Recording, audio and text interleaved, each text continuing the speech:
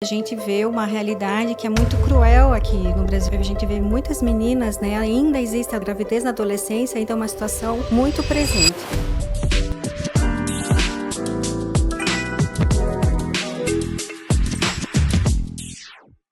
Oi, pessoal! Está no ar mais um episódio do nosso podcast Imagem e Essência. Aqui é mais do que moda, é sobre se sentir bem por dentro e por fora. Eu sou Gabriele Scheiben. E eu sou Carolina Haupt. E já, primeiramente, gostaria de agradecer a nossa patrocinadora, a Bolsas Alecrim, com bolsas personalizadas feitas à mão em couro.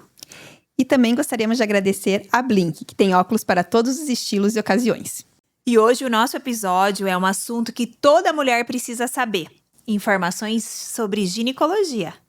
E para isso nós estamos com a ginecologista Máurea do Rosário. Seja bem-vinda, doutora Máurea. Obrigada, Bem-vinda, obrigada por ter Carol. aceitado o nosso convite, de estar aqui com a gente, compartilhando um pouquinho desse assunto, né? Que todas as mulheres, elas precisam, né, dessa informação. Sim, eu que agradeço o convite de estar aqui com vocês. E eu acho que é um assunto que está inerente aí, né, à vida da mulher, então desde sempre. Então a gente vai conversar muito sobre isso. Já começando, né, desse início da vida da mulher, assim, qual que é a idade certa para a gente começar a consulta ao ginecologista? Essa é uma pergunta que não tem uma resposta definida, Gabi, porque isso vai depender muito do desenvolvimento dessa menina, do interesse dessa menina, muitas vezes da mãe, né, que vai procurar esse atendimento no ginecologista. Então, eu sempre recomendo que se ela tem uma consulta, um acompanhamento com o pediatra de maneira adequada, se ela está dentro de um desenvolvimento normal da puberdade dela, geralmente essas mães costumam levar aí depois da primeira menstruação. Mas eu recebo muitas meninas também antes disso, já no início ali da puberdade, quando começa o primeiro brotinho mamário, até para criar esse vínculo. Até esses tempos aí uma mãe, ela me trouxe a filha no consultório e falou assim, eu queria que ela viesse na consulta justamente para criar esse vínculo com o ginecologista. Então, eu acho que vai depender muito desses contextos, né, que eu comentei. Mas geralmente é depois da primeira menstruação. Geralmente a maioria que vem procurar consulta, sim. E hoje as meninas, elas estão menstruando com quantos anos mais ou menos? Tem uma média? A faixa etária média aqui no Brasil varia ali entre 12 anos, mas isso não é fixo, né? É só uma média, né? A gente vê que a menstruação, ela regrediu muito nos últimos anos, da década de 50 para cá, isso por conta de vários fatores, né? Principalmente das mudanças de estilo de vida, né? As exposições que a gente tem aí a várias situações em que faz com que essa puberdade tende a antecipar um pouco. Então, quando a gente vê uma menina que tende a menstruar um pouco mais cedo, aí requer um pouco mais de cuidado e atenção. E como que a gente sabe, assim, mais cedo? Porque tem essa idade média, né? Quando que a gente sabe que se é muito cedo que a gente deve procurar um acompanhamento, alguma coisa para parar com isso? Ou tá normal, vou esperar, né? Como que a gente, né? Mãe, assim, a gente fica sempre perdida, é bom né? saber, Nas né? coisas. Porque às vezes a menina, ela tem 9, 10 anos, mas ela já demonstra alguns sinais que ela já vai menstruar e a mãe já consegue meio que se prevenir. E às vezes também tem a questão do crescimento, evitar, né? Por causa, pelo crescimento. Exatamente. Exatamente. Então, a gente considera uma menstruação precoce abaixo dos 10 e também tem a menstruação tardia, né? Que é geralmente após os 15 anos de idade. Mas, assim, a menstruação não acontece do nada, né? Então, a puberdade, que seria o desenvolvimento ali dessa menina, ela vai começar, a gente considera o normal do início da puberdade após os 8 anos de idade. Então, o primeiro sinalzinho vai ser aquele brotinho mamário. Juntamente, a menina vai começar a apresentar ali os pelinhos na região axilar, na região genital, e ela vai começar a ter o crescimento. Então, geralmente, essa menina, são meninas que tendem a crescer um pouco mais rápido, mas depois que elas menstruam, aí o crescimento ele vai começar a ficar um pouco mais limitado. Então, assim, um sinalzinho de alerta que eu sempre oriento para as mães é a questão do broto mamário. E se você percebeu que ela teve um crescimento muito acelerado nos últimos meses. Então, isso é um sinalzinho que a gente sempre tem que prestar atenção para daí ficar atenta se a gente precisa já fazer algum tratamento. Existem tratamentos que a gente faz para puberdade precoce, né? Nem todas vão precisar, porque a gente precisa ter uma avaliação geral, não é só o broto mamário, é o avanço da idade óssea. né? Se essa projeção de estatura da família, né? Se a gente for ver a estatura do pai, da mãe, fazer a média que vai dar a estatura final dessa menina, se ela vai comprometer na estatura dela, então a gente vai avaliar a questão do tratamento.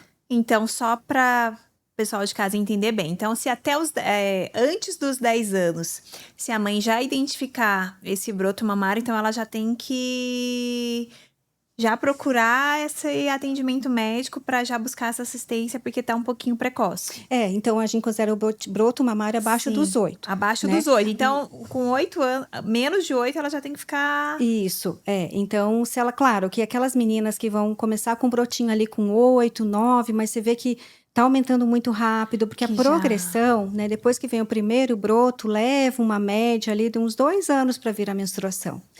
Então, só que tem meninas que têm esse avanço muito rápido. Então, quando começar a perceber, né, isso, eu acho que já é indicação da gente fazer esse acompanhamento. Não, e também se tiver com acompanhamento regular com o pediatra, né, que nem você comentou ali, o pediatra também vai ter essa noção do crescimento, né, se cresceu demais, porque às vezes a gente não percebe tanto em casa, né, a gente olha o filho dos outros e fala como cresceu, mas com os nossos, que a gente tá ali todo dia, às vezes a gente não tem essa noção, né, daí na consulta ali regular a gente consegue, cresceu demais, né, tava crescendo tanto, é melhor. Isso mesmo, porque o estirão do crescimento da menina, né, ela vai ter ali 9 a 10 centímetros no ano, e geralmente isso acontece concomitante ali com o início da puberdade, né? O pico do estirão de crescimento vai acontecer meses antes da menstruação. Então, a gente tem que ficar atenta a isso. E claro, né, não dá pra gente também não considerar a genética, né, dessa menina, porque a gente não vai esperar uma menina alta nos pais que não são tão altos, e vice-versa, você vê um casal, né, o pai e a mãe que são altos e a menina não está crescendo de maneira adequada, tem que procurar essa avaliação. E como que funciona, assim, que eu acredito que muitas meninas, assim, até a mãe também, de levar na primeira consulta ao ginecologista, né? Como que é, o que você conversa, assim, a mãe tá junto, a mãe não fica junto, como que é esse processo? Que já, eu acredito que já é um marco, né? Tanto pra mãe quanto pra criança. Tipo, minha menina tá crescendo. Nossa, a minha bebezinha, né? Cresceu e eu já tô no ginecologista. Até pra mãe é difícil, né? Então, eu digo que quando ela vai no ginecologista, às vezes as mães não sabem se levam aquela menina no pediatra, no clínico ou se levam no ginecologista. Então, a gente já consegue fazer essa avaliação mais global dessa menina, né? Então, na primeira consulta, como essa menina tem abaixo de 12 anos de idade, então ela deve estar acompanhada, então eu sempre faço esse atendimento junto com o acompanhante, geralmente a mãe, mas às vezes pode ser um outro responsável pela menina. E quando eu vejo necessidade de ficar sozinha com a menina, eu sempre pergunto para ela, você faz questão que a sua mãe fique junto na consulta? Principalmente naquelas adolescentes que já estão um pouquinho maiores, que você já sabe que alguns assuntos com a mãe já ficam com vergonha. Já não querem falar perto da Exatamente. Mãe, né? E assim, até pra gente poder fazer com que ela fique à vontade durante a consulta. E tenha confiança em você. Exatamente, porque dificilmente a adolescente vai querer marcar a primeira consulta com o ginecologista. Geralmente é a mãe. Então, essa primeira avaliação é preciso de informações dela, da informação da infância, informações de saúde, histórico familiar, que a menina às vezes não vai saber. Mas chega um momento da consulta que eu faço questão de estar junto com a menina. Claro que se ela não se sentir à vontade, né, a mãe vai estar presente. Mas eu gosto de ter esse contato só com ela justamente para tirar dúvidas. Ou às vezes elas nem querem falar nada, mas pelo menos ela já sentiu que ali ela é um momento que ela tem segurança, né? Que a gente precisa respeitar. Que é o que você falou, né? Que é criar aquele vínculo, né? Exato. E hoje a gente vê cada vez mais precoce as meninas, né, iniciando a atividade sexual, né, e às vezes não quer falar perto da mãe. Isso. Esse é um assunto que é bastante intrigante, assim, e também elas ficam muito com receio, né? E às vezes, assim, as mães já levam, né, no ginecologista porque já sabem que a menina já teve uma iniciação sexual. Outras já levam achando que a menina não tem, mas está prestes a iniciar, já está namorando. E outras que nem sonham, né? Então, eu sempre falo para a menina, porque eu tento sempre mostrar para ela a importância de ter esse vínculo também com a família, né, com a mãe, né? Então, mesmo que ela não tenha segurança, tinha vergonha de falar, não vou pedir para ela contar para a mãe, mas eu deixo ela bem à vontade, explico sobre a questão do sigilo médico, a partir de 14 anos de idade, ela pode estar sozinha durante a consulta, e se eu achar que realmente a gente precisa quebrar esse sigilo, contar para a mãe alguma coisa, eu nunca vou falar para a mãe sem ela estar junto. Já teve até uma situação que a menina veio na consulta e ela já estava começando a ter a atividade sexual e ela não tinha contado para a mãe, porque ela tinha muito medo da reação da mãe. E eu explicando para ela, olha, né, eu não vou contar, pode ficar tranquila, mas eu acho importante. Você acha importante a sua mãe saber sobre isso? Ela, eu gostaria, mas eu gostaria que ela me apoiasse, né? Porque o medo das mães é a questão que ela esteja se machucando, seja uma coisa muito precoce, que ela não esteja se cuidando. Então, eu explico na consulta justamente isso, que ela precisa ter essa segurança. Aí eu comentei, você quer que a sua mãe venha junto na consulta? E você conta na consulta? E ela, A gente tá já bom. combina, né? Eu falei, eu tô ali, né? Eu falei, tua mãe não vai jogar você pra fora, né? Eu tô aqui. Tô aqui. E foi isso que aconteceu, assim, ela veio e a mãe veio, e a gente conversando ali foi bem natural e tal.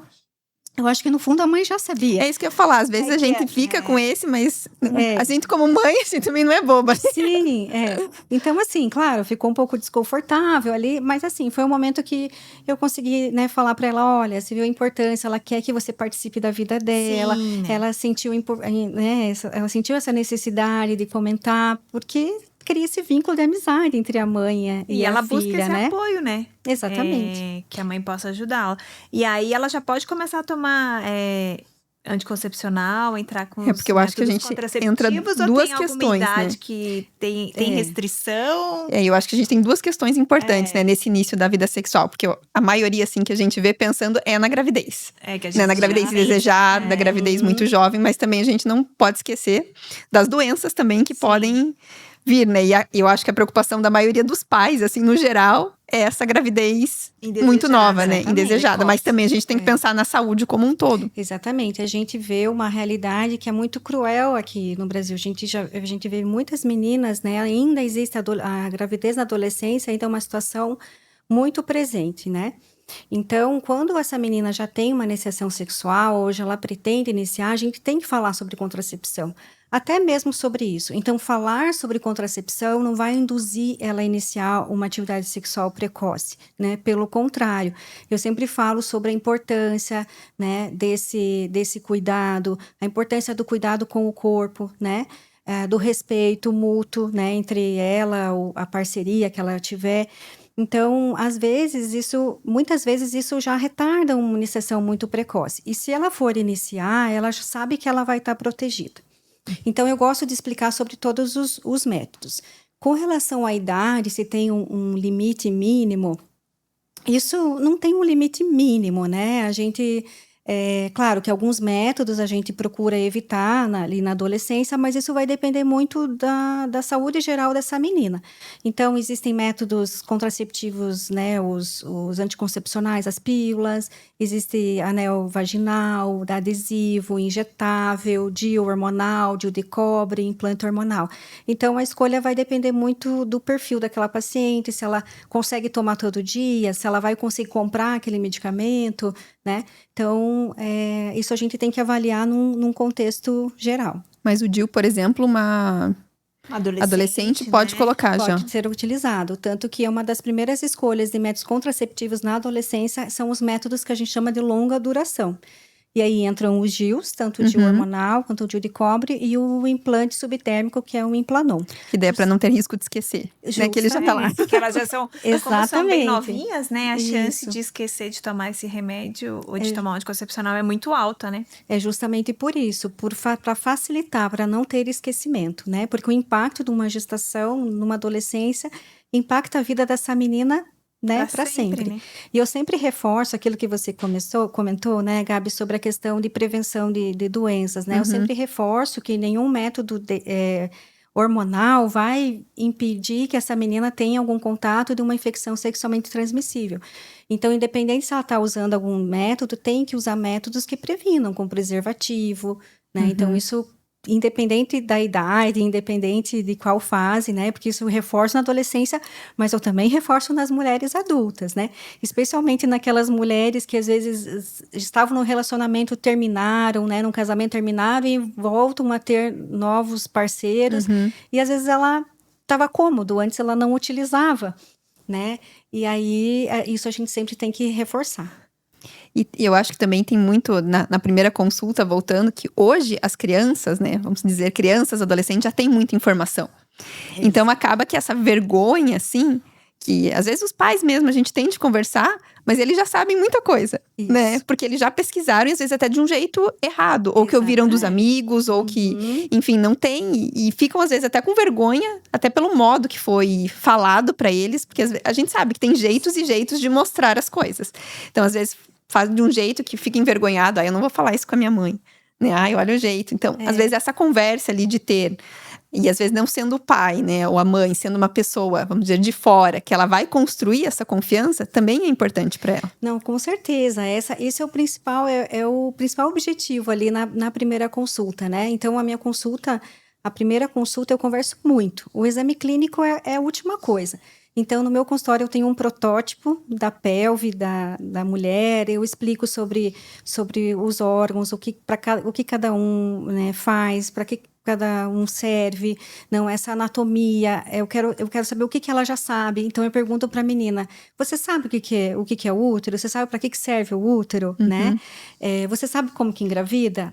Eu sei. Como é que é? Daí eu deixo ela contar, porque eu quero ver também até que ponto eu posso ir, né? E muitas vezes as mães ficam ali olhando, ficam curiosas também. E é muito interessante, é muito legal, assim, porque as mães, elas ficam aliviadas, assim, puxa, né, consegui, né? E aí junto eu também explico sobre a questão do cuidado, quem que pode ver a região genital, quem que pode tocar, se é que pode, né?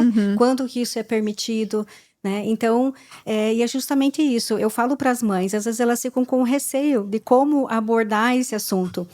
Você não tem que pegar a menina, a criança e sentar, senta aqui que eu vou conversar, eu falar, né? Não precisa explicar a invenção da roda, né? Você tem que ir muito conforme ela vai questionando.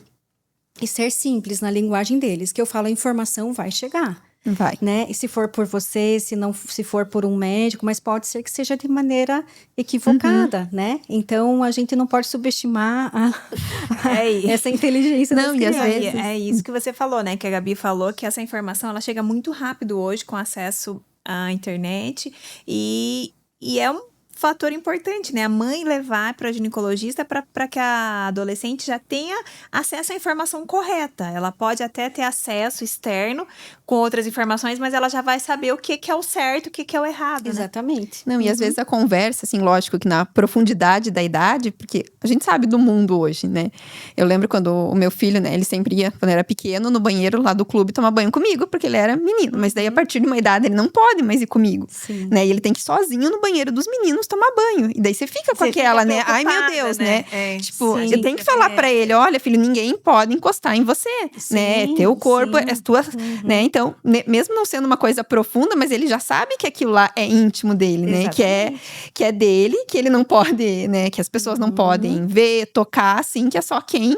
Sim. Né, tá ali no ciclo familiar, né, médico, tudo, essas coisas, até por proteção. Então, às vezes, a gente fica com essa vergonha e acaba que a criança também, se Deus o livre, acontece alguma coisa, tem essa vergonha também de falar, né?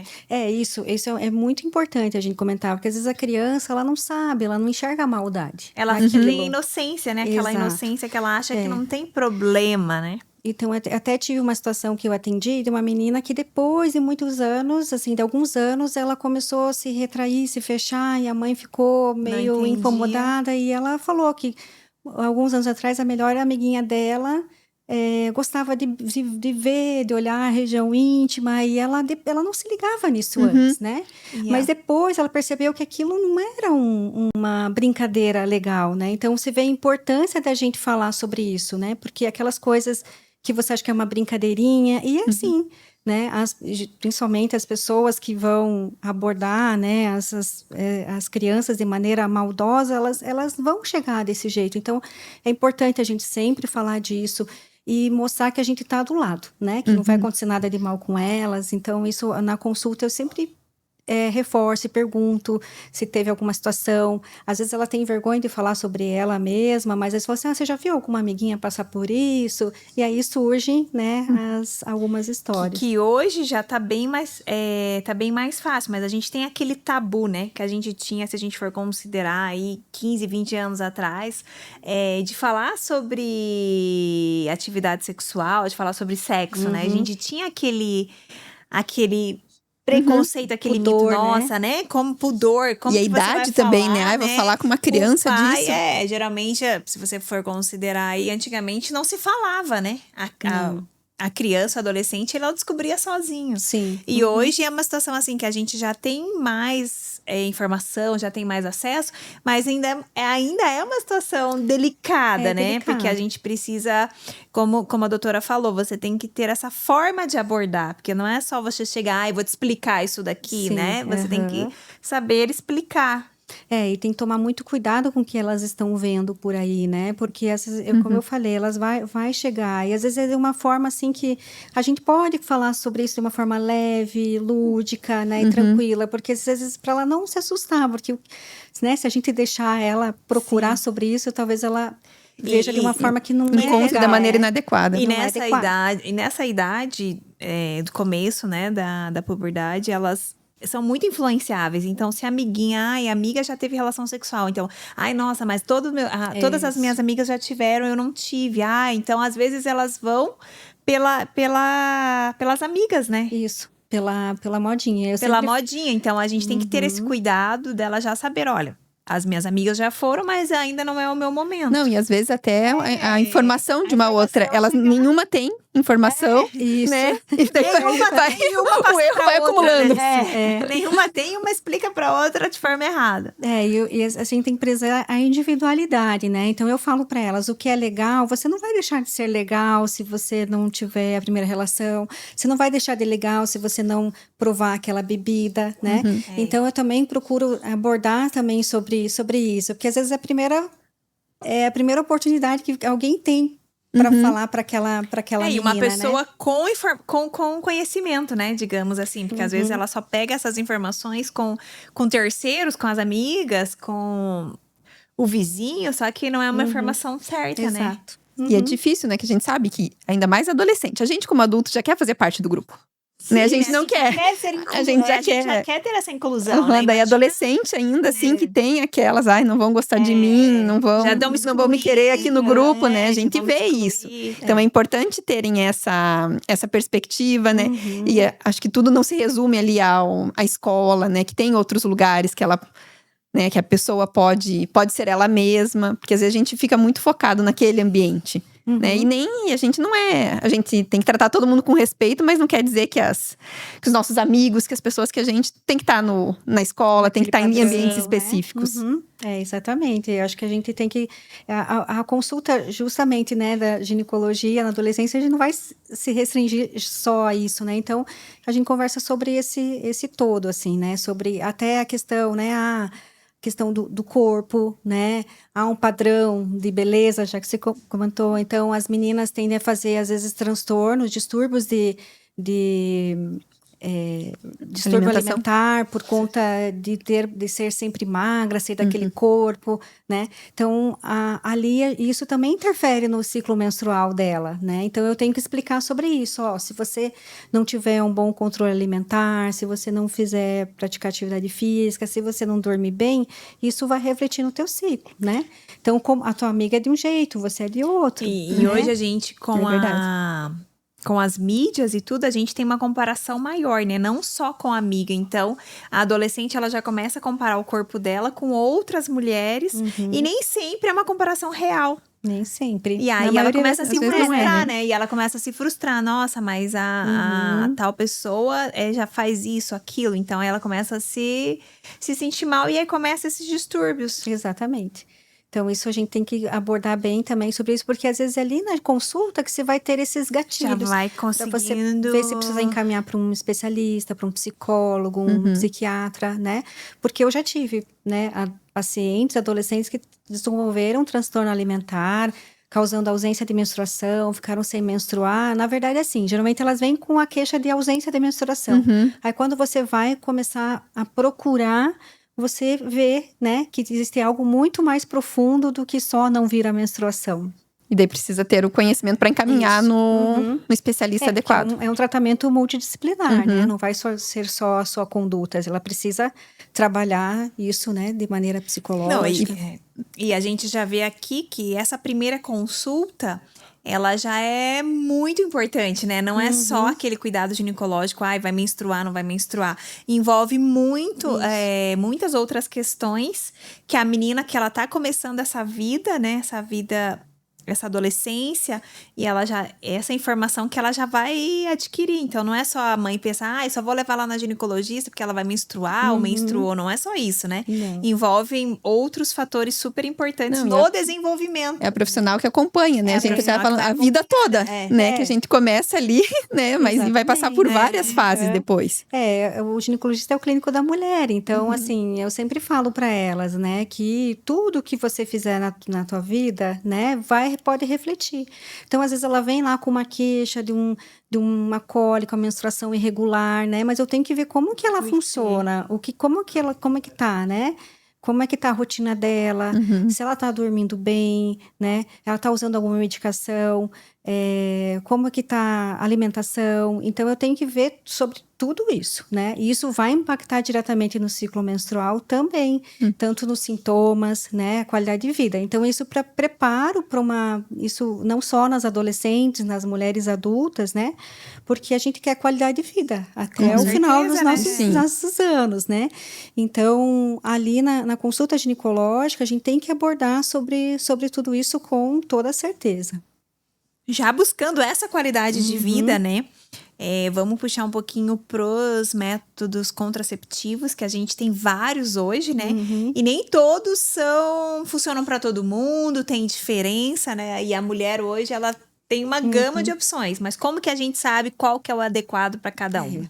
Essa é uma pergunta que valia um podcast inteiro. Já vamos fazer, porque é um assunto muito vasto, assim, né? Então, assim, o método contraceptivo, o que eu falo? Qual que é o melhor método contraceptivo? O melhor método é aquele que você se adapta.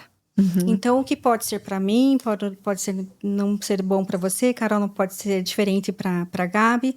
E assim, vai ser com todo mundo, porque as pessoas são diferentes, as condições de cada pessoa são diferentes.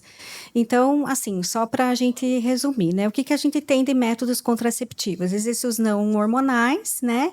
E os hormonais. Então, os não hormonais são aqueles que não vão precisar de hormônio, né? Eles não vão interferir na questão, não vão inibir a ovulação, que seriam os métodos de barreira, preservativos, tem os métodos naturais, né? Coito interrompido, o do muco cervical, da bila, em temperatura basal.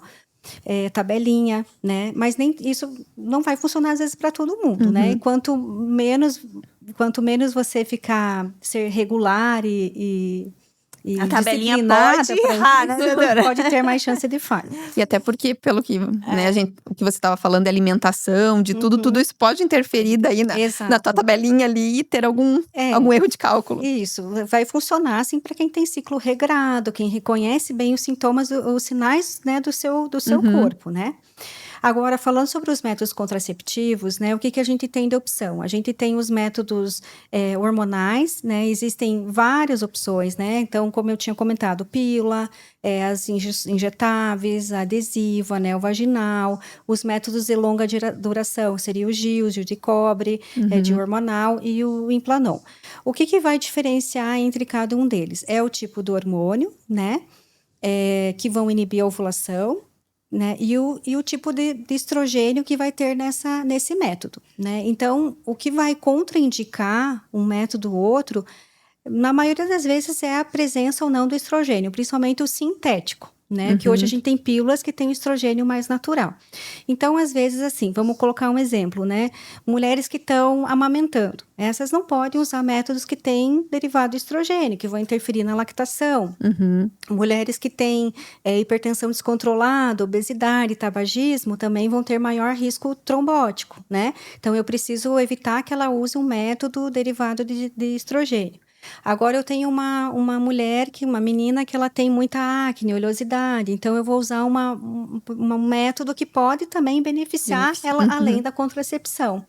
Então a escolha vai depender muito não só da questão do método eficácia contraceptiva, né? Mas também do que ela deseja além disso.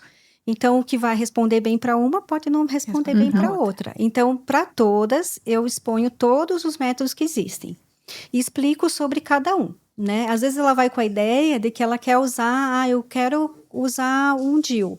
Tá, eu quero saber o que você espera desse método, né? Então, eu tenho que explicar para ela que o DIU hormonal, a tendência é diminuir fluxo menstrual, vai melhorar a cólica, mas eu não prometo que ela vai ficar totalmente sem menstruar. Existem aquelas que não vão menstruar, mas existem aquelas que ainda vão sangrar.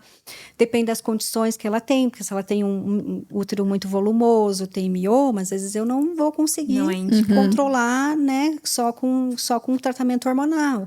Né? Às vezes ela tem, eu quero colocar um Implanon, mas ela tem muita oleosidade e acne. Eu falo, você pode utilizar perfeitamente, mas isso não vai melhorar a questão da tua pele, né?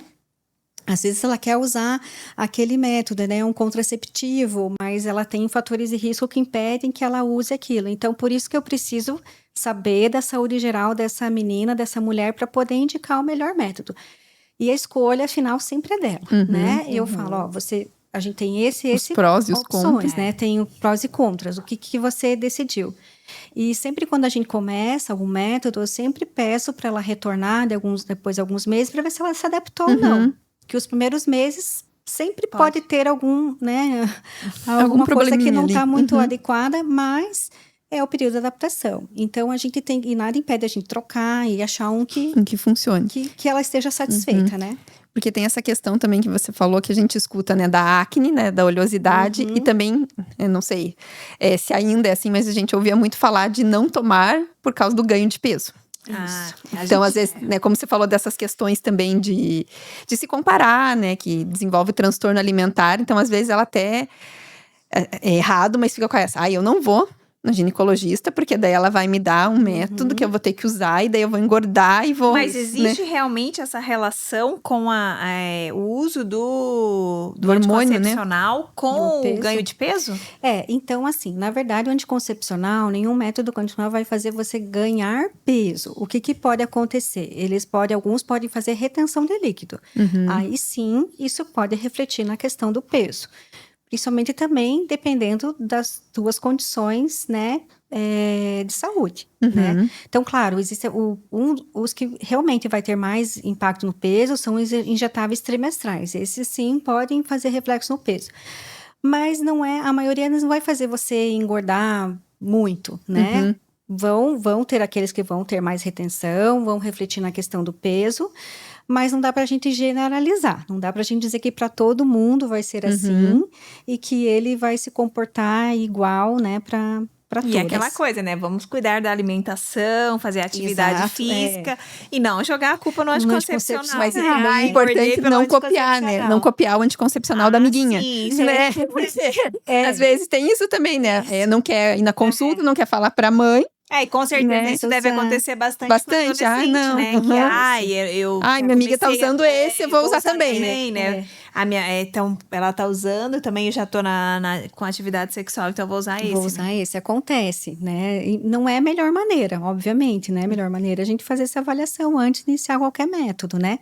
E aquilo que a Carol falou, não adianta a gente culpar o anticoncepcional se você não tá tendo uma alimentação regulada, se você não tá praticando atividade culpado pra tudo. Então, a culpa é sempre do anticoncepcional. Ganhou peso. Tem um culpado sempre.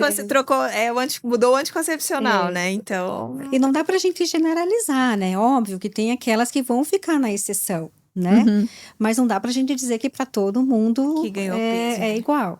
E a gente tava falando do início, agora vamos avançar um pouquinho, porque também tem uma idade máxima que eu posso usar o anticoncepcional, assim, porque, né, daí a gente sabe que depois com o passar vamos pular um pouquinho, vamos lá, né, na menopausa, tudo, então que você vai perdendo, né, enfim, vai diminuindo os hormônios, e daí pode continuar usando, não pode, porque tem até uma certa idade que você ainda pode engravidar. E já puxando nessa pergunta, que a doutora já responde as duas, e tem algum vínculo, alguma relação do uso prolongado do anticoncepcional com a Menopausa? Não com a menopausa, com a gravidez, para se pode, se o uso prolongado do anticoncepcional prejudica a fertilidade? Então a questão do uso do anticoncepcional, né, nas mulheres que estão lá numa idade mais avançada, não...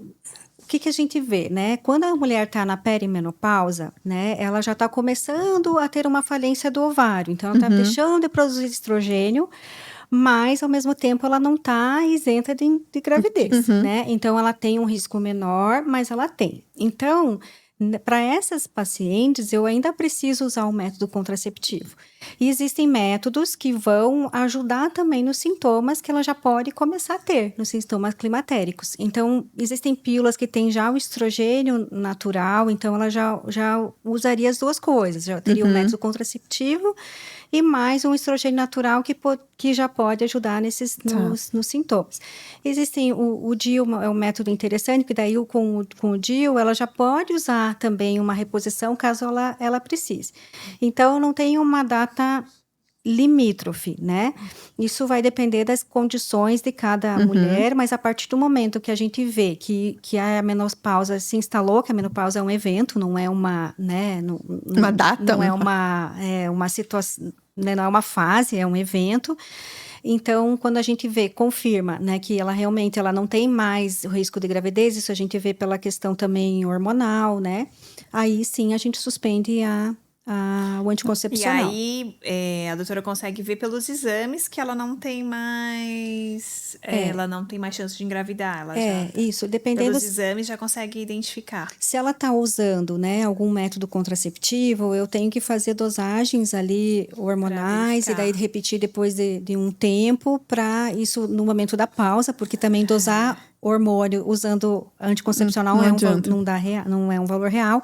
O ideal é que ela suspenda o método por 1 mês, 2 meses, para a gente ver como que se comporta, né? Porque o diagnóstico geralmente é clínico. Ela vai simplesmente parar de menstruar, né? Então, 1 ano depois da última menstruação, é considerado a menopausa se você descartar qualquer outras causas de ausência de menstruação. Então, a gente vai avaliar mesmo pelos sintomas e também pela essa questão do hormonal associada. E aí, falando, Carol, da questão da fertilidade, essa questão, né? Será que o anticoncepcional ele interfere na fertilidade da mulher? Isso é um mito, né? O anticoncepcional ele não vai interferir nisso, porque a nossa reserva ovariana ela é limitada. A gente nasce com X folículos, que é onde estão nossos óvulos, e todo mês, né, quando você menstrua, um só libera esse óvulo, mas milhares morrem. Então, é a morte celular programada. Então, isso vai acontecer você usando ou não anticoncepcional, né? Então, o uso do anticoncepcional, ele não vai preservar ou antecipar a tua infertilidade. Ele não interfere, né? Não porque vai a gente escuta bastante. Ela tem dificuldade, a pessoa tem dificuldade de engravidar porque ela já toma anticoncepcional por um longo tempo. Começou a tomar muito cedo. Começou a tomar muito cedo, né? Não, isso é um mito. E tem alguma... Assim, a gente sabe que tem vários problemas de fertilidade, né? Que nem... Que até não são nem da sua... né, que tem que encaminhar, assim. Mas tem coisas, assim... que uma mulher que, por exemplo, tem alguma dificuldade no exame clínico, vamos dizer, não constatou nada. Daí seriam mais esses hábitos, assim, alimentares, de exercício, que podem interferir nessa fertilidade? A questão da fertilidade, a gente tem que ver num contexto geral, né? Então, claro, os hábitos, eles são importantíssimos, né? Então, toda mulher que deseja engravidar, ela precisa estar com a saúde em dia, né? Não só a saúde ginecológica, a saúde geral. Então, a gente precisa ver como tudo isso que foi comentado, né? Da rotina dela. E claro, né, e ver como que se comporta esse ciclo menstrual. Então, se uma mulher ela tem um ciclo menstrual regular, né, teoricamente ela está ovulando de maneira correta, né? Então, claro, isso vai depender muito quando que a gente vai investigar. Depende da idade, né? Também fatores masculinos. A gente não pode esquecer que também ninguém engravida sozinho, né? Também a gente já tem sempre aquela coisa sempre a gente joga pra mulher, né? A mulher que não tá conseguindo até porque engravidar, é a mulher que vai fazer esses exames, né? O homem médico, é mais difícil, né? Então, quando a gente começa a ver, né? Vamos ver como que tá teu ciclo menstrual. Tá menstruando regular. Então, existem alguns exames que a gente pode fazer, essa questão dosagens hormonais, tem que ver como que tá a questão da tireoide, glicemia, se ela não tem a síndrome do ovário policístico, que agora mudou de nome, é síndrome ovariana poliendócrina metabólica. Nossa, eu não sabia disso. Vamos continuar com o antigo. É mais fácil. E aí eu tenho que ver se realmente essas trompas delas estão pérvias. Então, existe um exame que a gente vê o teste dessas trompas, se estão normais. Se ela não tem uma endometriose, por exemplo, né? Então, isso são etapas. Então, você vai vendo, né? Para ver se acha algum fator feminino. Mas o fator masculino é importante. Também. Então, a saúde do homem é importante. Então, esse homem, que se ele tem obesidade, tabagista, bebida alcoólica, isso também interfere na qualidade ali do esperma. Se ele teve uma cirurgia, um trauma da região genital, né? Isso também a gente precisa avaliar. Vamos dividir a culpa, né? E até tava lembrando aqui que a gente já teve um episódio com um urologista e o que ele falou, né? Que o doutor falou, que a maioria dos homens, eles não tem, a gente não tem esse como com a ginecologista já de levar adolescente, né? A gente não tem, se a gente for pensar, nós que somos mães de menino, a gente não tem aquela coisa, nossa, eu vou levar o meu filho no urologista, né? Depois que ele terminar o ciclo com a pediatra. 12, 13 anos, eu já vou levá-lo no urologista. Então, a gente não tem essa cultura, né? Essa cultura, né? Masculina. Então, da gravidez já puxa sempre que é a mulher, como a Gabi falou, a mulher sempre que vai no médico, sempre que faz os exames. Então, no primeiro momento, a gente acha que é aquela infertilidade feminina. Então isso é importante. Eu sempre falo para as mulheres que vão engravidar, às vezes elas nem começaram ainda, mas eu falo, como é que é? Qual que é a idade do seu marido, né? Como é que tá a saúde dele? Ele precisa fazer essa avaliação geral. Então, eu sempre puxo também a responsabilidade, né? Porque a gente precisa, né, do casal saudável, né, para ter uma gestação saudável também. E agora falando um pouquinho da rotina de exames, né, que a gente falou da iniciação ali da menstruação, um pouquinho da menopausa, gravidez. Então, às vezes, a mulher não está em nenhum desses momentos, né? Que a gente tem os intervalos ali. Sim. Né? Mas ela tem que continuar consultando o ginecologista, né? Sim. Além do preventivo, que tem que fazer anualmente. O que mais, assim, você consegue avaliar na consulta? Então, como eu digo assim, às vezes a mulher, o ginecologista é o único médico que ela vai. Às vezes, né, se aquela mulher não tem nenhum problema de saúde, é o único médico. Então, às vezes ali você tem que fazer essa abordagem geral. Então, eu digo que às vezes essa mulher, ela vai na consulta ginecologista, às vezes ela nem precisa de exame. Às vezes ali numa conversa de exame complementar, né, eu digo. Mas ela numa conversa, na anamnese, se você pergunta como é que tá o ciclo menstrual dela, né, eu pergunto como é que tá a rotina, tá usando algum medicamento contínuo, tá? Como é que tá a questão da tua rotina, sono, alimentação, atividade física, relacionamento, tá com alguma queixa, né? A gente vai pro exame clínico. Então, eu examino as mamas, né? Eu vejo como que tá a pressão arterial, vejo como é que tá a região ginecológica, as pernas, né? Então, muitas vezes eu vejo lá umas varizes, varicoses. Você já foi ver isso? Não fui ver. Então, melhor você ver também. Esses dias eu atendi uma adolescente que ela começava a ter um taquicardia e, às vezes, uns desmaios. Nossa. Falei, olha, a gente precisa ver isso, né? A pressão dela deitada era uma, sentada era bem muito baixa. diferente. Vai no cardiologista. Realmente, ela tinha uma condição cardiológica que ela não sabia, né? Já atendi paciente que eu olhei, eu vi aquele pescoço um pouquinho aumentado, fui palpar, senti um bócio, um nódulo na tireoide. Então, ela nem sabia, né? Então, ali eu já encaminhei para o endócrino, já fez a avaliação, fez o diagnóstico de um hipotireoidismo, de um nódulo da tireoide. Então, eu digo que a consulta, ela vai muito além da ginecologia, né? Então, você tem que ter esse... É o ponto de partida, né? Mas falando dos exames ginecológicos necessários, né? Nem sempre ela precisa fazer um ultrassom transvaginal. Quando que eu vou pedir isso? Quando ela usa um DIU, quando ela tem um mioma, tem um sangramento uterino anormal, os exames de mama, a gente precisa fazer os exames de rastreio. Então, após os 40 anos, a mamografia, se ela tem um histórico familiar né? Eu vou, às vezes, antecipar esse rastreio, né? A coleta do Papa Nicolau. Então, hoje a gente tem um novo teste de rastreio do HPV. Então, o grande causador do câncer do colo do útero é o HPV, né? Então, hoje a gente tem um teste que ele já existe, né, no mundo, mas no Brasil foi inserido há pouco tempo, que a gente faz a pesquisa do vírus HPV na região genital. Então, se essa mulher ela não tem um HPV presente na região genital, ela pode repetir esse exame só daqui 5 anos. Eu nem preciso fazer o Papa Nicolau, porque o Papa Nicolau, ele é um exame que ele avalia a alteração celular. Então, ele vai mostrar que aquelas células estão comprometidas, e provavelmente pelo vírus HPV. Então, se eu não tenho a presença do vírus, eu não tenho a lesão. Mas aí você já faz isso no próprio exame. Então, não seria o mesmo exame. Seria outro exame. Seria outro exame. É a mesma coisa, o exame ginecológico, só que eu faço a coleta do teste. Né? Entendi.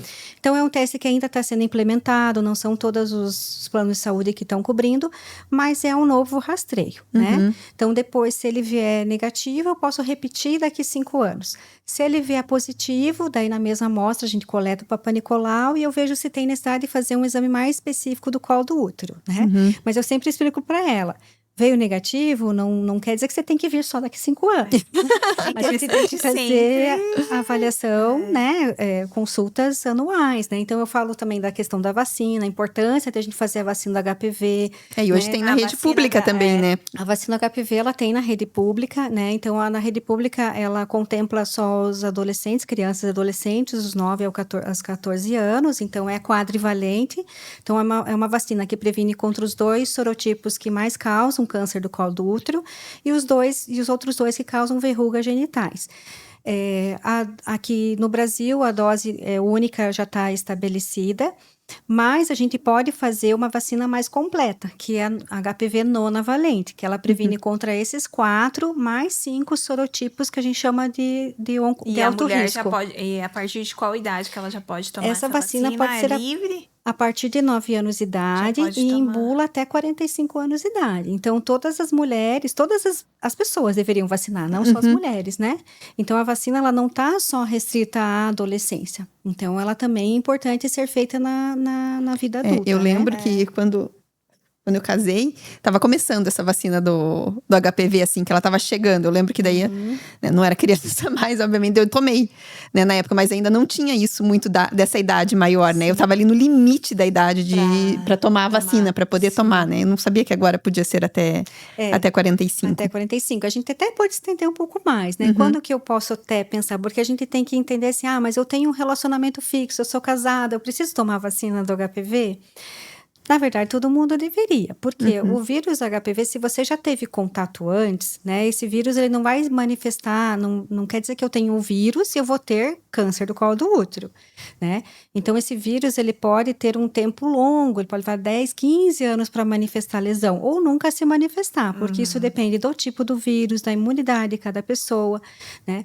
Então, se eu tenho já lesão, se eu já tive uma lesão pelo HPV, essa vacina, ela vai prevenir com que essa lesão tenha uma progressão, né? Então, o período de latência seja maior. Por isso que a importância da gente fazer essa E os meninos vacina também, né? Que nem a doutora falou, porque a gente associa muito a vacina só a menina, né? Por causa do câncer de colo de útero. Então, ela tá no calendário de vacinação. Até que antes, eu ia dar no meu filho, que era 11 anos, né? E mudou, né? Para 9, os meninos também. Porque antes era menina com 9, menino com 11, né? Então, daí tem na rede pública tudo. E a importância também deles tomarem. A importância é fazer também, porque existe o câncer de pênis, né? Que não é muito causado divulgado, pelo, né? Também não é muito causado divulgado. pelo HPV. O câncer, também o câncer pelo HPV oral também pode ter, né? E região anal. Então, não dá pra gente dizer que não tem risco, né? Porque o vírus é transmitido, né? Entre homens e mulheres, entre mulheres e mulheres, entre homens e homens. Então, é o contato sexual, independente de como esse hábito sexual é realizado, né? Que daí associa o câncer de colo de útero, né? Associa que não tem útero, então que não precisa... Exato. Né? Assim, lógico que mesmo que não tivesse nenhum risco para ele, se ele tiver o vírus que pode transmitir para a mulher e tudo, mas pensando mais egoísta, né? Ele também pode, né? Então a importância também de pegar para se proteger e proteger, né, o parceiro, a parceira, enfim. E por que essa idade de 45 seria o limite?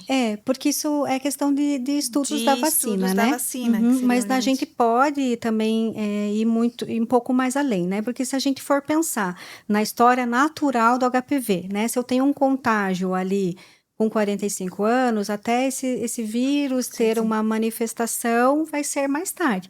Mas, por exemplo, eu tenho as mulheres hoje de 45 anos, são super jovens, então com a vida sexual ativa, então né, muitas vezes elas não estão num relacionamento fixo.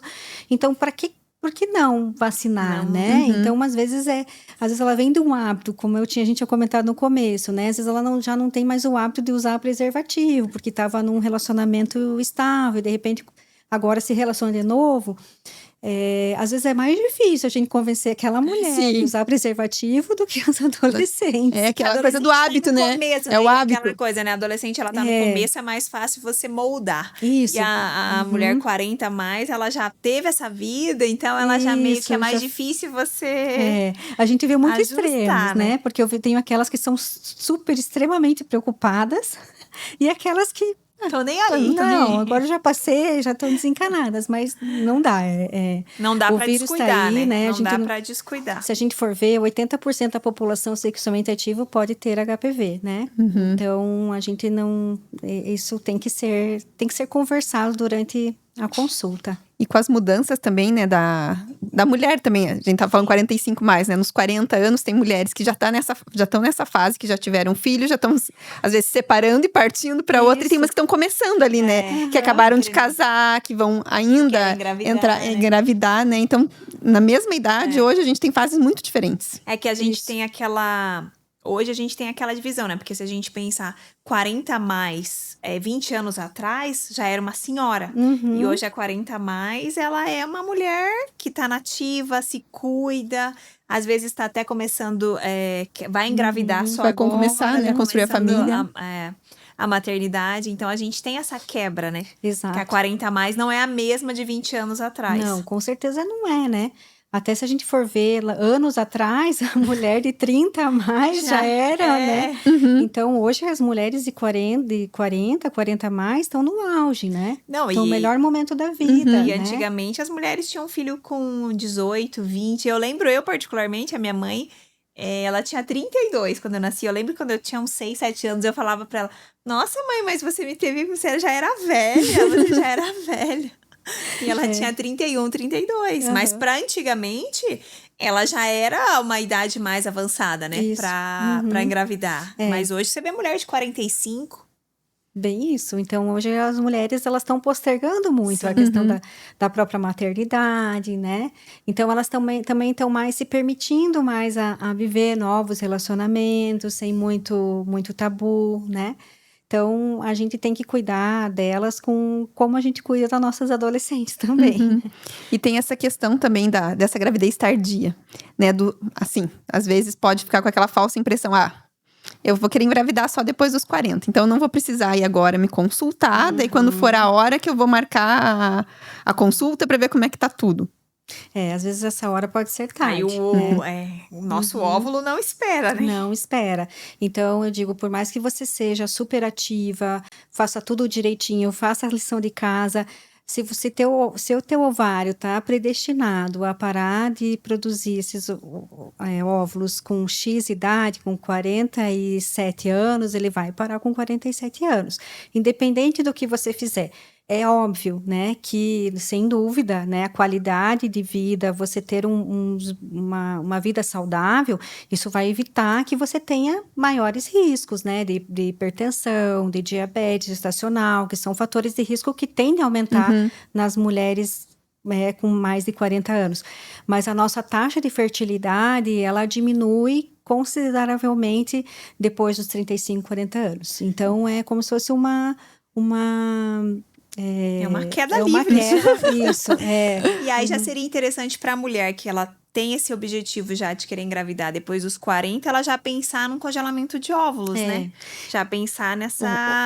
Acho que também dá para ir acompanhando, você consegue, assim, se ela vai frequentemente, você consegue acompanhar essa produção de óvulos, assim, ou não Mas dá a para gente saber?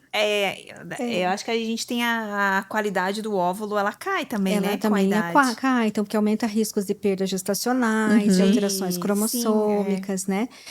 Claro, a avaliação a gente faz desde sempre, né? Mas, claro, às vezes aquela mulher, ela tá usando o método contraceptivo há muito tempo, você não sabe como que se comporta o ciclo dela sem nada, né? Porque ela já usa desde lá os De novinha, né? 16, 17 anos, por exemplo.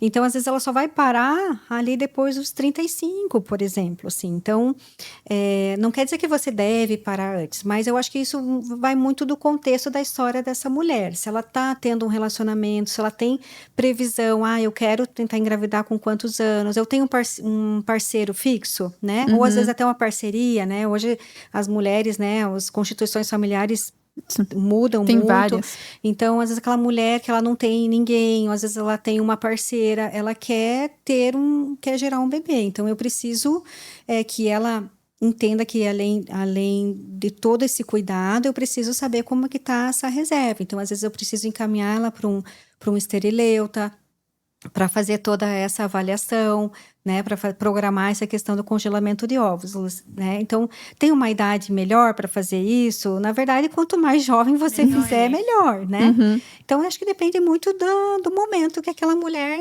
está. E a gente, a mulher, ela tem aquela, como a gente pode considerar como aquele prazo, né? Os nossos óvulos, eles têm prazo. Então, se mesmo hoje, tenho 30, hoje eu não quero ter filho, mas é bom que a mulher se programe. Isso. Se programe e se prepare. Hoje, com 30, eu não quero, mas se eu quiser ter com 40, pelo menos eu já tenho esse congelamento de óvulos, né? Porque não dá pra você, depois tu tem 40, 45, agora eu quero ter filho. Isso, e aí você já perdeu o time. O que a gente tem que falar, eu sempre falo assim para as pacientes, sempre abordo na consulta, né? Às vezes ela não tá ali, tá sem ninguém, fala assim, você tem desejo de gravidez, né?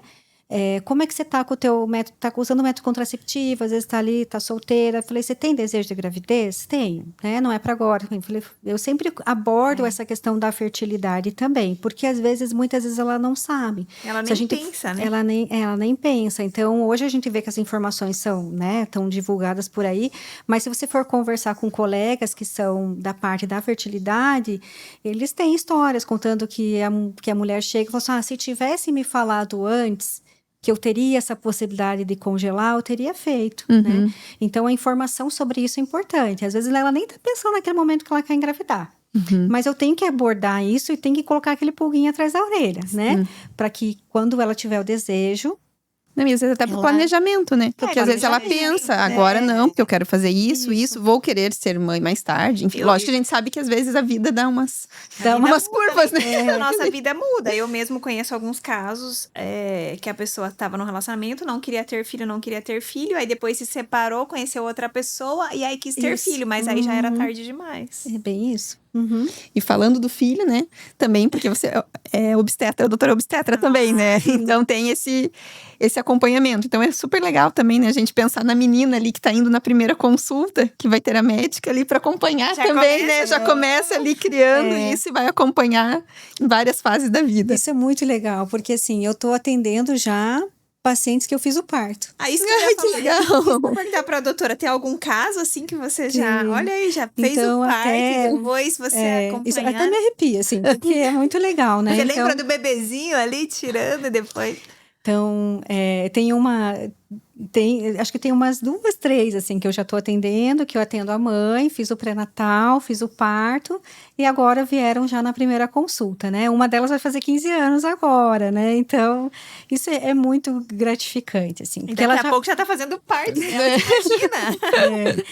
E até, assim, é interessante, porque às vezes essa mãe, que a menina já tá com quase 15, ela engravidou de novo. Então, eu lembro ela desde pequenininha, indo no consultório junto, dela participava da consulta, eu deixava ela escutar o bebezinho. Ai, que amor, que legal. Então, ela já é minha amiga, assim, né? Então, e você vê como é legal, porque ela já fica à vontade. E isso é legal pra já criar aquele laço que a doutora falou no começo, né? Que é aquele laço de confiança que a adolescente precisa ter no profissional. E até uma delas, assim, a mãe comentou assim, doutora, ela, né, você falou que em breve ela iria menstruar e de repente veio. Ela ficou tão tranquila, Porque ela já porque assim, sabia. porque ela já sabia. Uhum. Então esse vínculo é muito legal, assim. Eu Não, e fico... essa confiança é o que a gente fala, né? Às vezes a gente, como pais, a gente fala, a criança não escuta, né? Mas como um o outra profissional de pessoa fala. fora, que a criança tem confiança, o adolescente, aí ela já tem essa tranquilidade e ela já leva de uma forma Não. mais leve. Eu acho que ter essa informação de qualidade, né? Porque às vezes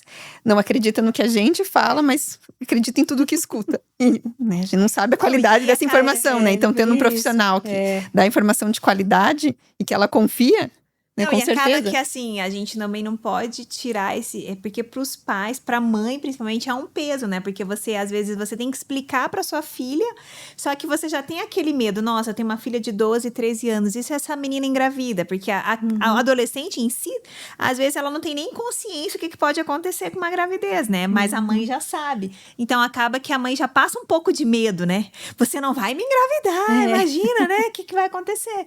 E aí, com o profissional, ela já se sente mais segura e já sabe dos riscos, as consequências de uma gravidez. Então isso é legal. Eu vejo muitas mães falando assim, eu gostaria que ela tivesse essa orientação que eu não tive. Que a gente não teve, né? Porque por desconhecimento, Sim. né? Por Era tabus, diferente, né? né? Porque a gente vê que as gerações mudaram. Hoje eu vejo que as mães, elas têm um diálogo muito melhor com as filhas, né? Porque antes tinha muita vergonha, muito tabu no assunto, né? Nem se falava no Nem assunto, se falava. né? Não tinha essa iniciação sexual, não tinha essa informação, Ninguém falava sobre o assunto, né?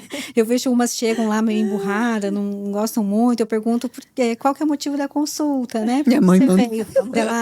Eu falo, porque minha mãe mandou. Eu falei assim, você não queria estar aqui, né? Ela, não. Depois elas saem felizes. Achando legal, Elas viram minhas amigas. Mas aí depois falam pra mãe que foi um saco.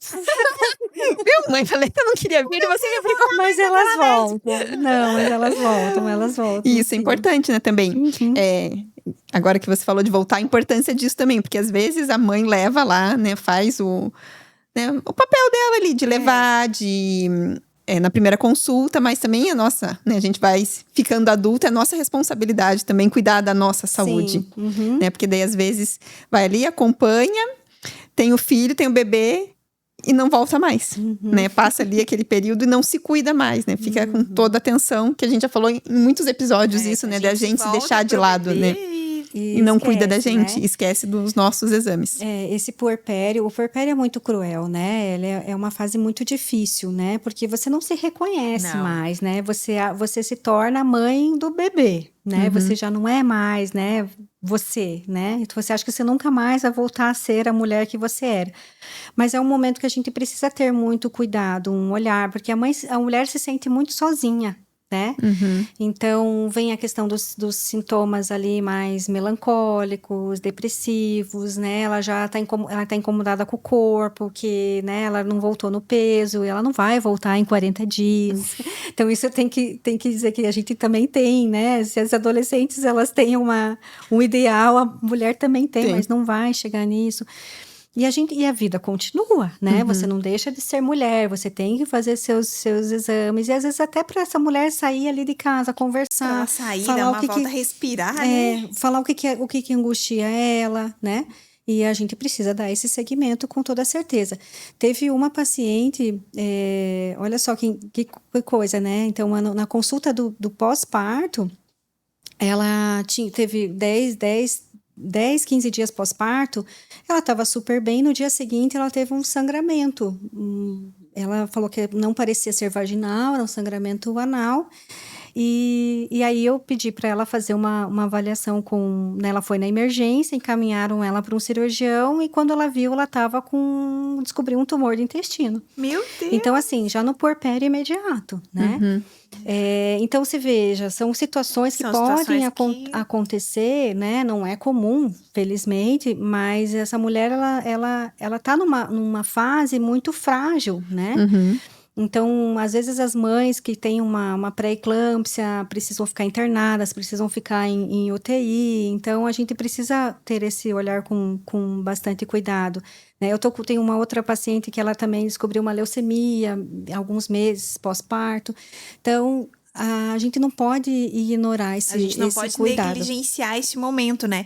E é interessante também pra família, porque às vezes a mulher, como ela se entrega e ela fica tão pra baixo, nem ela se percebe nessa situação. E aí, às vezes, é a hora da família também, do marido, perceber esse momento, né? E Isso. pedir ajuda, porque às vezes a mulher, ela não consegue nem pedir ajuda, né? Nem pedir ajuda. Quantas vezes eu já recebi, eu falo, quando eu recebo ligação do marido é que o negócio tá pegando. Então, ou tá nascendo, que a mulher não consegue falar no telefone, ou porque realmente a situação tá crítica, né? Porque eles também ficam preocupados. É que pra Às eles vezes a também é gente acha- difícil, né? às vezes Mas- claro que a gente vê que tem parceiros e parceiros, mas eu vejo que às vezes a mulher fica mais resistente mesmo de Sim. pedir ajuda, porque ela vê aquilo como uma coisa normal, mas assim... Ela acha que vai passar, ela vai acha que vai passar, é passar, só né? um momento, né? Então a gente precisa também olhar para essa mulher com muito cuidado, nem que seja para você dar um acolhimento, a dar uma, né, falar é difícil mesmo, é assim, mas tem como você pedir ajuda, tem Porque como acho que melhorar. romantizavam muito, que né? ainda a eu acho que maternidade, né? romantiza, Não, ainda né? assim, mas Tipo, hoje a gente ouve falar mais É, dessas dificuldades, porque antes era sim. tudo, É que tudo parecia perfeito. que parecia que era tudo lindo, né? Você saía do bebê você sai com o bebê na maternidade, a sua vida continua normal, só 40 que dias depois você já tá você já com o tá mesmo com o corpo. Não, você ainda vê na mídia que tem gente que já sai com o corpo perfeito. Primeiro você já vê a gente saindo com o corpo perfeito e bem bonita. Aí depois você não consegue você mal tomar já banho e pentear o cabelo quando Não, e acorda. você já acha que você vai continuar com a sua vida normal, só que você vai ter um bebê. Só que muda completamente a Não sua é bem vida, né? assim, E aí, às é. vezes, você fala, meu Deus, e agora? O que eu faço? É bem complicado, né? A gente tem que respeitar o momento, né? Porque eu acho que também as mulheres engravidam, acho que eu digo até por experiência própria, né? Então, eu sou médica, sou ginecologista, obstetra. Depois que eu engravidei, eu penso, será que eu vou conseguir voltar? Então, fui voltando aos poucos. Então, eu não vai voltar assim de uma hora para outra, né? E a gente dá conta, A né? gente dá conta, né? A gente toma Diferente, aquele mas susto, dá né? conta. Mas a gente dá conta. E a importância da rede de apoio, né? Então, a gente vê muitas mães, às vezes que tem só ela e o marido, né? Não tem, os pais moram fora, mas a rede de apoio é muito importante, né? Então, não dá pra gente ignorar isso, né? Então, a gente tem que ter esse... E a gente tem que, como a doutora falou, a gente tem que respeitar o momento, porque às vezes a gente, como mulher, aí a gente também fala assim, nossa, mas eu vou sair, vou voltar a trabalhar, vou deixar o bebê sozinho em casa, e meu papel de mãe não tô fazendo. E a gente se cobra muito. Vem a culpa, gente se né? cobra e não se permite. Ai, vou tomar um café com uma amiga ali, que é o que a doutora falou. Às vezes, um momento de acolhimento ali, meia hora com uma amiga já transforma o seu dia. Mas aí você pensa, não, mas eu não vou deixar o bebê sozinho, e se o bebê chorar? E aí é aquela coisa, né? E se você tá amamentando, aí se o bebê chora, aí o marido já liga, cadê você? Cadê que tem tudo isso, né? Também Mas é tem interessante que a gente respeite esse momento e a gente não se cobre, porque não se cobre tanto como a gente se cobra. É bem isso. Hoje a mulher, ela é muito ativa, né? Então a gente faz 1001 coisas, né? Então o bebê, ele demanda do teu cuidado. Por isso que existe a fase do puerpério ali, os 40 dias pós-parto, que você tem a tua recuperação, a tua vida vira em função de um bebê, né? E é assim, né?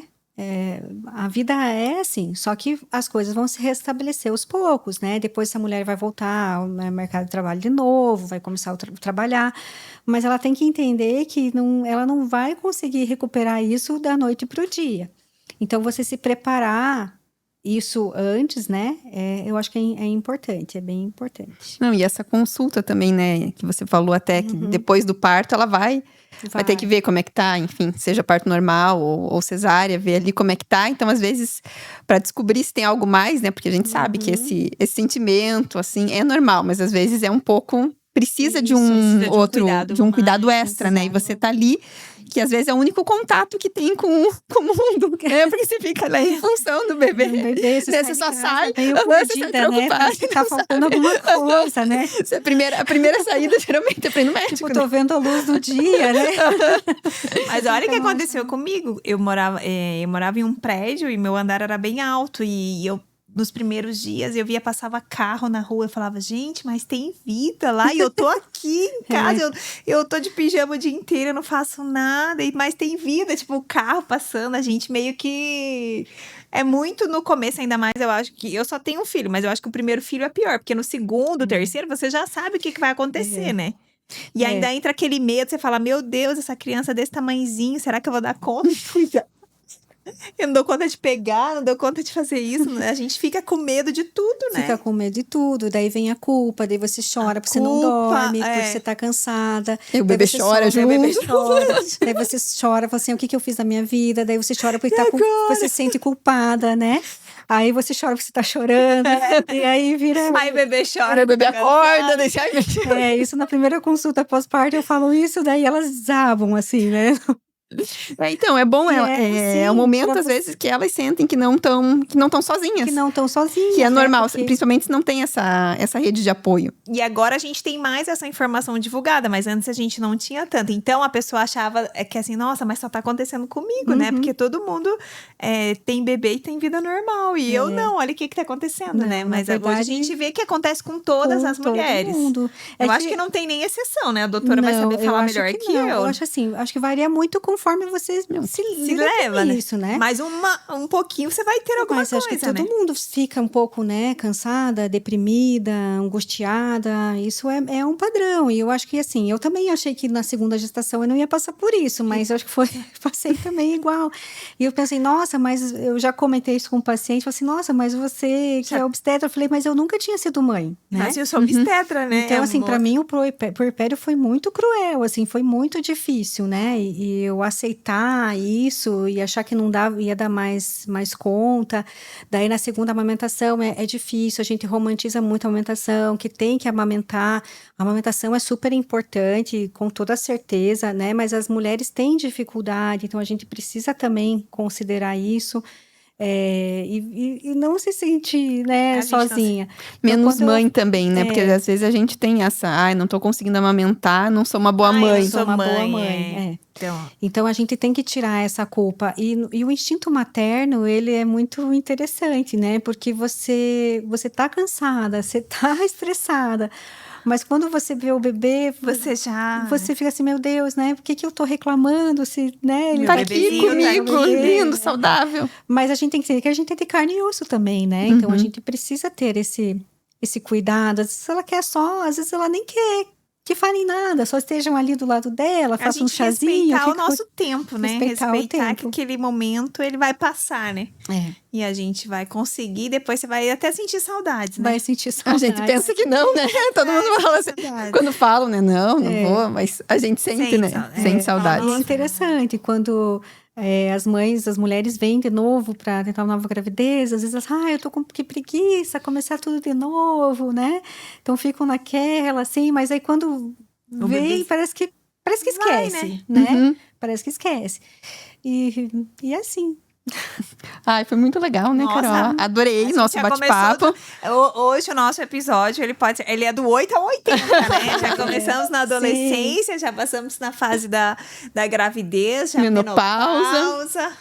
Mas é muito bom esse tipo de informação, porque às vezes a mulher só acha que tem que ir no ginecologista uma vez ao ano, fazer o preventivo e não precisa fazer mais nada, né? E não é só isso. E é um cuidado, igual a doutora falou, não é só um cuidado com os exames ginecológicos. A gente é o todo, né? É o todo. Tanto a cabeça, porque às vezes a pessoa precisa, às vezes, mais de um acolhimento do que de um exame, como dos exames em si. Exatamente, isso que você falou tudo, assim, a minha abordagem, eu acho que a abordagem tem que ser completa, né? Às vezes a paciente vai lá com alguma queixa e às vezes você vê, não é só aquela queixa, ela tem mais outras coisas, né? Ou o contrário, né? Você vê que ela só tá lá e às vezes ela, né, só precisa de uma orientação, né? Então não dá pra gente dizer que tem um padrão. Consulta ginecológica não é um padrão. Você tem que fazer uma abordagem geral e para cada uma você vai de uma forma, né? Você vai migrando, né? E acho que é isso que diferencia também, né? Porque a gente sabe, em todos os, não só na medicina, mas em todas as áreas, né? Aquela coisa muito padrão de atender desse jeito, né? Isso. E que a gente tem que, às vezes, se adequar a pessoa. Às vezes tem pacientes que vão querer mais, vão precisar de uma explicação mais detalhada, umas não querem, não tem paciência, você tem que ser mais direta, e se ficar falando muito não vai fazer nada. Tem uns que falam, né? fala só onde que você precisa. Fala isso, eu não quero saber, não quero saber. Né? Então você tem que ter esse tato também, né? Para entender a necessidade de cada paciente, ver o que precisa e o que vai funcionar para ela. Tem que ser essa avaliação individualizada, né? Então, claro que a gente sempre segue, né, aquele meio que um roteirinho, Claro. mas assim, não, nem sempre você vai focar, às vezes precisa focar num assunto mais para uma do que para outra, né, conforme a necessidade. E às vezes vai precisar de mais tempo também. Mas todas saem do consultório, eu sempre orientando, eu falo assim, olha, tem que cuidar do tripé que leva a nossa vida saudável, né? Com certeza. Alimentação, e é tão interessante, quando elas chegam, voltam na consulta, assim, às vezes até adolescentes, doutora, eu tenho uma coisa para te contar. Eu comecei a fazer dança. Então, assim, ela começou a fazer feedback, né? eu comecei a fazer atividade física, tô me sentindo melhor. Nossa, doutora, eu comecei a tomar água, aí minha dor de cabeça melhorou.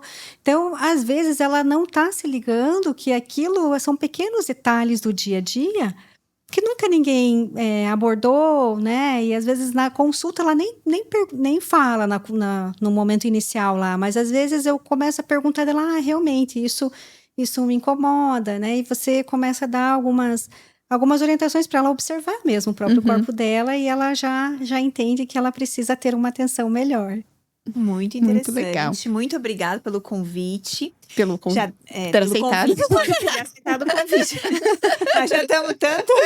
Eu já estou na menopausa, então já estou na fase da menopausa, aos 80 a mais. Eu já tô... Obrigada, doutora. Já deixa para o pessoal de casa o seu nome, como que o pessoal te encontra no Instagram, onde que é o consultório. Então, eu atendo ali no Centro Cívico, o nome da clínica é Clínica Vitale, e meu Instagram é doutora Máurea Rosário. E tenho o prazer aí, se quiserem tirar alguma dúvida, podem entrar em contato, que eu tenho o prazer de acompanhar, atender e tirar dúvida. E a gente tem um presente para você da nossa patrocinadora Blink. Espero que você goste, Obrigada. né? Dos nossos Obrigada, Ovos meninas. aqui com nós. Já vamos encerrar o nosso episódio. Com os óculos de sol. Já vamos encerrar o nosso episódio Lindo. de Blink. Adorei. Muito obrigada. Obrigada, Obrigada, eu que agradeço, Carol, Gabi. Muito Foi obrigada. muito bom. ótimo. Então, você que assistiu o nosso episódio, se inscreva no canal, deixa o seu like aqui e até o próximo episódio.